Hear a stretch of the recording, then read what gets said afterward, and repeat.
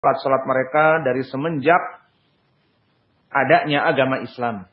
Maka ini ucapan yang sharih dari Imam Az-Zuhri tentang permasalahan boleh dari orang yang membaca Al-Quran. Baik dia membaca untuk dirinya sendiri di saat dia salat malam, ataupun dia menjadi imam.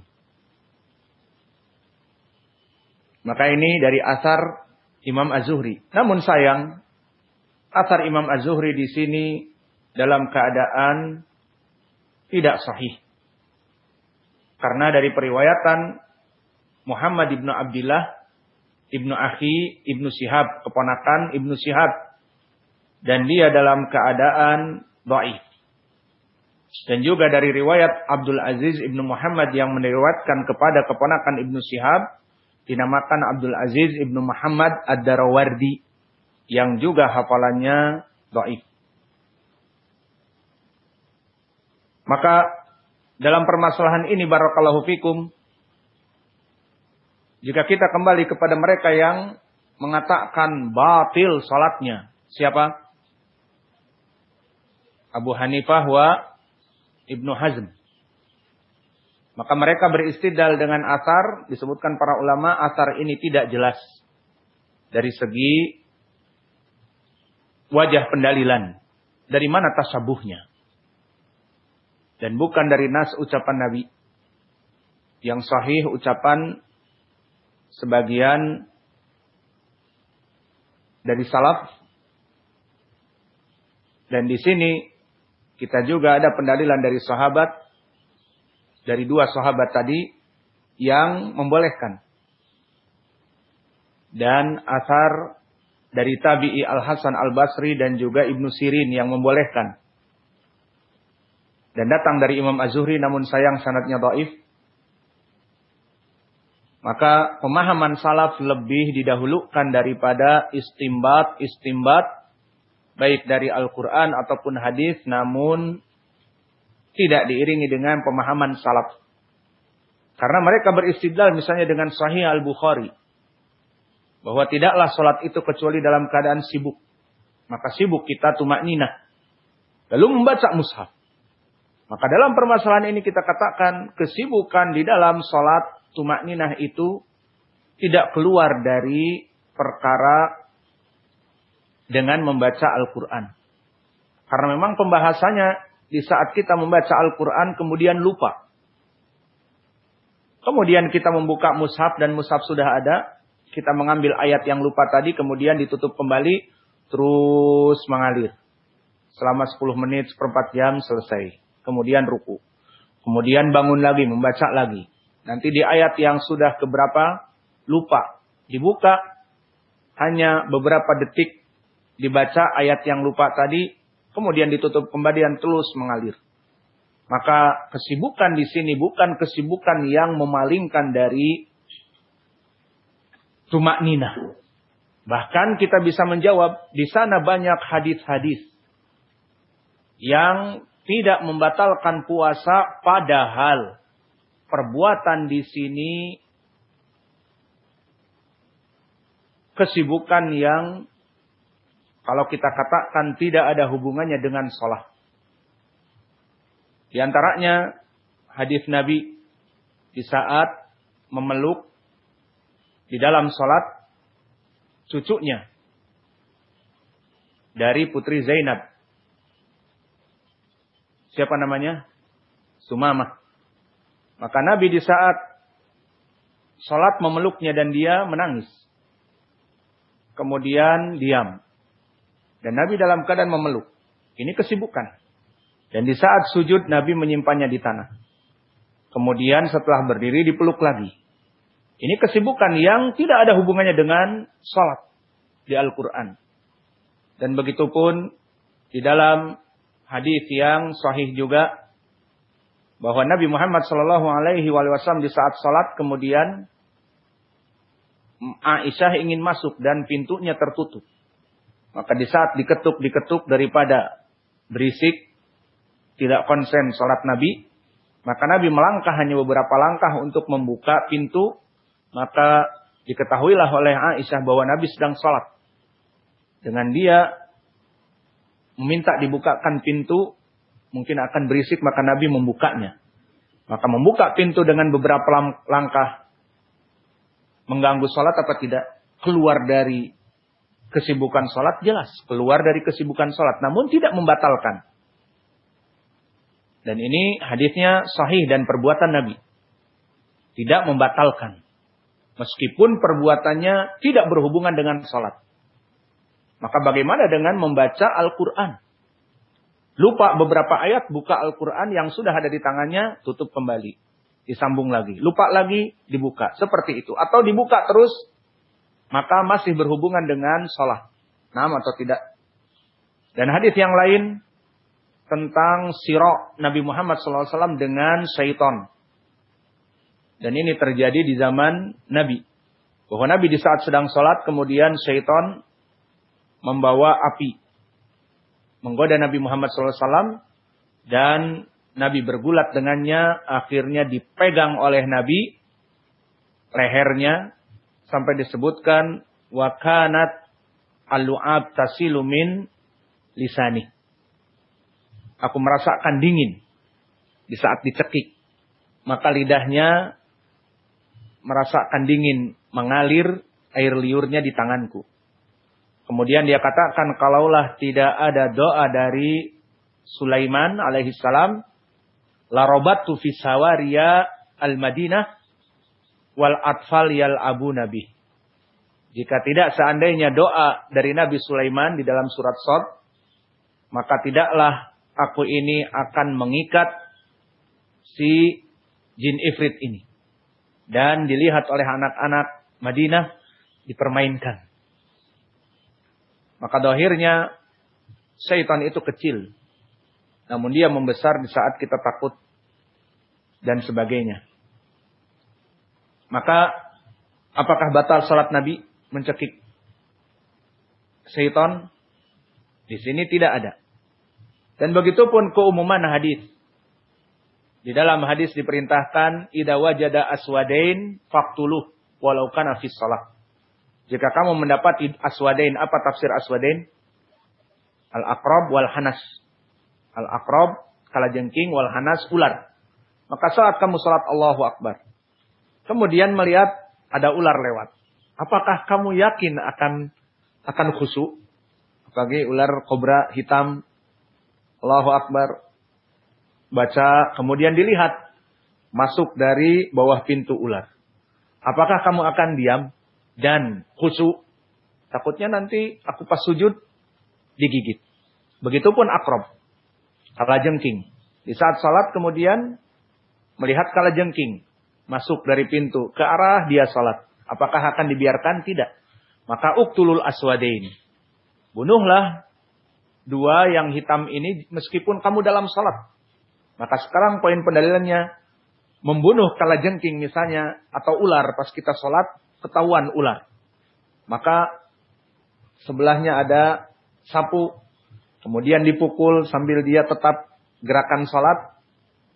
Ini gerakan membunuh. Memukul dengan sapu dari kalajengking ataupun kelabang. Ataupun ular bahkan. Perbuatan di luar salat apa bukan? Nah, perbuatan di luar salat yang membuat salat itu jauh dari perkara hanya sekadar membaca Al-Quran. Maka ini pun diperbolehkan. Dan banyak lagi. Yang terakhir saja. Di hadis yang muttafaqun alaih juga. Tentang masalah sutroh. Karena Rasulullah SAW yusalli wal gonam tamuru. Fasabaqa Rasulullah SAW al gonama hatta al-saqobat nahu fil jidar. Maka lagi salat. Gonam, si teis kita ini. Misalnya mau lewat. Mereka bodoh. Tidak mempelajari ilmu fikih. La tamuru baina al-musalli. Ataupun man yamuru baina al-musalli. Al-wukuf arba'ina sanah afdol. Itu kan hadisnya. Bahwa berdiri 40 tahun lebih baik daripada kamu melewati orang yang sholat. Si teis ini stupid. Tidak paham fikih. Maka Nabi mengetahui bahwa tidak paham tentang masalah ini. Daripada gonam itu akan melewati, memotong Nabi dari sutroh, maka akhirnya Nabi jalan ke depan. Sampai di hadis disebutkan perut Nabi nempel kepada dinding. Kemudian lewat tes, kemudian dia balik lagi. Sekarang berjalannya Nabi buru-buruan dengan tes ataupun dengan kambing. Sampai maju ke depan mungkin 3 langkah, wallahu a'lam, sampai kepada jidar, sutroh, setelah itu balik lagi. Pekerjaan ini di luar sholat apa tidak? Naam, pekerjaan yang tidak ada hubungannya dengan sholat. Namun itu yang dilakukan oleh Nabi dan itu tidak batal. Maka ini juga membatal mereka dari kelompok Asy-Syafi'iyah yang mengatakan bergerak lebih dari 3 kali batal. Garuk, aduh sudah sekali nih, tinggal 2 kali lagi. Aduh gatal lagi, 2 kali. Aduh tinggal sekali lagi. Wah dipaksa sama dia, ditahan. Sambil menggigil karena menahan gatal. Karena kalau menggaruk 3 kali berarti batal salatnya. Maka tidak seperti itu. Alhasil, inilah pendalilan-pendalilan untuk membantah kelompok Ibnu Hazm dan juga Abu Hanifah. Bahwa banyak hadis-hadis Nabi yang mana dia melaksanakan sesuatu bukan hubungannya dengan sholat, tetapi sholatnya tetap terjaga. Seperti tadi kami sebutkan. Lalu bagaimana dengan orang yang hanya sekadar membuka mushaf dan permasalahannya masih di dalam sholat. Dia menjadi imam ataupun dia sholat sendiri, lupa dari ayat, dia buka, kemudian disambung lagi. Dia buka, disambung lagi ayat yang dia lupa tadi. Ini lebih mudah daripada perkara-perkara yang tadi membunuh Aswadain, musara'ah Nabi dengan syaitan, dan juga tadi yang terakhir Nabi berlomba-lomba dengan kambing untuk kambing itu tidak melewati sutroh. Maka ini jelas lebih aktif lagi dalam pekerjaannya. Maka dari sini kita mengetahui dari pendalilan-pendalilan yang ada, cukuplah dengan asar-asar salaf. Kita mengatakan kesimpulannya bahwa yang rajih ucapan jumhur jaizun indal hajah. Bahwa perkara membaca Al-Quran itu bagi imam boleh dalam keadaan dibutuhkan. Adapun idza kana adamul hajah fayukrah. Maka jika dalam keadaan tidak butuh, seperti Masya Allah para a'imah di Damad, di Yaman, maka mereka imam dari kecil, sudah hafal Quran dari umur 7 tahun, 9 tahun. Dan mereka tafarrug, murajaah setiap hari, setiap juz, 1 juz setiap hari, sebulan hafal, murajaah. Maka mereka tidak butuh lagi untuk membawa mushaf. Maka hukumnya bisa jadi makruh. Namun, bagi orang-orang ajam, seperti kebanyakan di negeri-negeri ajam, yang hafalannya muza'za, idza kanat indal hajah, maka boleh. Ini saja hukumnya. Jaiz. Walaysa sunnah, walaysa biwajib. Jaiz. Dengan catatan memang butuh. Walakin adamu al-hajah fahukmuhu makruh. Kemudian dari sini kita mengetahui ada 2 cara, iya apa tidak? Pertama, imam yang membuka mushaf seperti asar Aisyah. Wa kadzalika asar Al-Hasan Al-Basri. La ba'sa ya ummu al-qaum bil mushaf. Idan imam yaqra. Wa naw' tsani madza kama fa'ala Anas. Al-ma'mum yaftah mushaf wal imam yaqra. Idza khata imam au muza'za au ta'aya, maka dibacakan oleh orang yang di belakangnya, pas tepat di belakangnya. Ini masalah yang ada dalilnya dari salaf dan sanadnya sahih. Tinggal masalah satu lagi. Kalau kita buka nanti akan lebar. Di sini masalah ini kita tidak menganjurkan. Apa? Imam membuka mushaf. Seperti tadi. Dan makmum semuanya membuka mushaf. Dan ini banyak terjadi juga di masjid-masjid kita. Iya apa tidak? Imam buka mushaf. Dan makmum pun membuka. Maka di sini tidak ada dalilnya. Maka di sini wallahu a'lam tidak sesuai dengan apa yang dilakukan oleh salaf.